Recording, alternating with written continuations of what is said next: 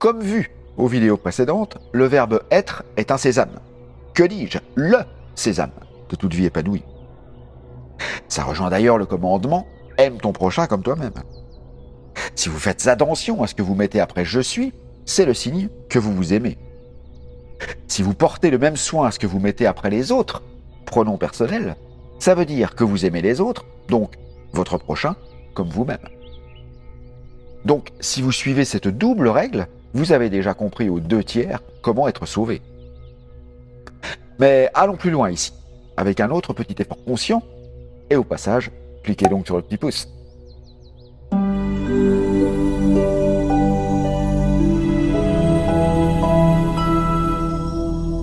En fonction de nos croyances profondes, si nous sommes automatiquement attirés vers le jugement, comme chez la majorité des gens, chaque fois que nous verrons quelqu'un ou quelque chose de différent de nous ou de ce que nous aimons, nous allons immanquablement émettre une opinion en pensée, un jugement. Et l'erreur que beaucoup font est de croire que cette pensée reste dans leur tête. Il n'y a rien de plus faux. Elle rayonne comme un réseau Wi-Fi et est captée non seulement par les autres subconscients environnants, c'est aussi leur croyance, voilà pourquoi le Ho'oponopono est si efficace, car il efface aussi ça chez eux. Mais elle sera captée aussi par l'univers, la matrice, Dieu, laquelle l'enregistrera et, comme vu dans cette vidéo, l'auto-validera. Et nous verrons encore plus de gens ou d'événements similaires. Nous allons donc envoyer une flèche empoisonnée à la personne ou à la chose que nous venons de juger, laquelle nous reviendra tôt ou tard immanquablement, afin de nous faire ressentir le même mal que ce que nous venons de lancer a généré chez l'autre. Eh oui, la loi du talion karmique opère sur le ressenti et pas sur les moyens. Autrement dit, si je blesse quelqu'un d'une certaine façon, tôt ou tard, je serai blessé de la manière qui générera la même souffrance chez moi, et donc le moyen n'aura peut-être rien à voir avec celui que j'ai utilisé pour blesser l'autre, que ce soit volontairement ou non. Chez certaines personnes, c'est systématique. Leur mental va critiquer tout et tout le monde, et même leur souhaiter malheur. J'en ai connu des comme ça, c'est une calamité. Calamité. Voyons comment guérir, mais pensez donc aussi à vous abonner.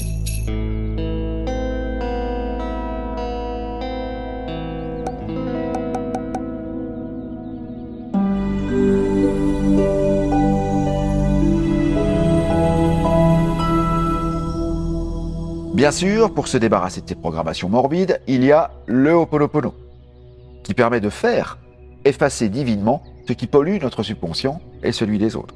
C'est très efficace.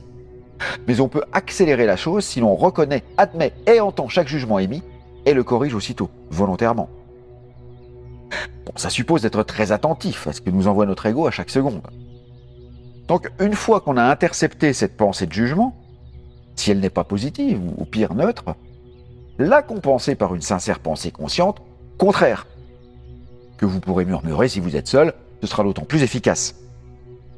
Par exemple, si vous voyez un mendiant dans la rue et qu'aussitôt vous avez une pensée de rejet, et qu'une colère vous amène peut-être à lui souhaiter du mal, immédiatement, cherchez une chose positive chez lui. Il y en a.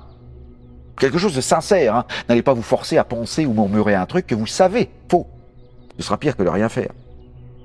Par exemple, ça peut être « il a malgré tout un joli regard » ou « il a l'air d'aimer son chien tendrement ». N'importe quoi, pourvu que vous le pensiez sincèrement. Et aussitôt dites « je lui souhaite le meilleur ». C'est tout. Détournez-en votre attention immédiatement et continuez votre journée. De cette façon, la flèche empoisonnée que vous aviez envoyée n'atteindra ni lui, ni vous par retour de bâton, et elle sera transmutée en lumière pure là-haut dans le ciel quelque part. Faites ceci dès que vous pensez autre chose que du bien d'une personne, d'une chose ou d'un événement.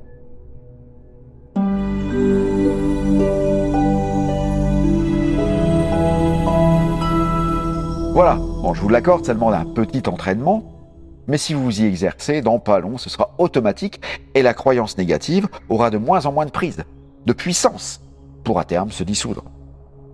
Ce qui fait que vous n'aurez même plus besoin d'employer cette technique, car les jugements que vous émettrez seront soit neutres, soit positifs. N'oubliez pas que je prône l'autonomie. Commentez et partagez cette vidéo si vous voulez que je continue de vous en offrir. Et afin d'aller vers la paix, la vôtre et celle des autres, ma boutique en ligne vous propose des livres, des méditations guidées et des formations adaptées. et je vous la souhaite, la rectification automatique.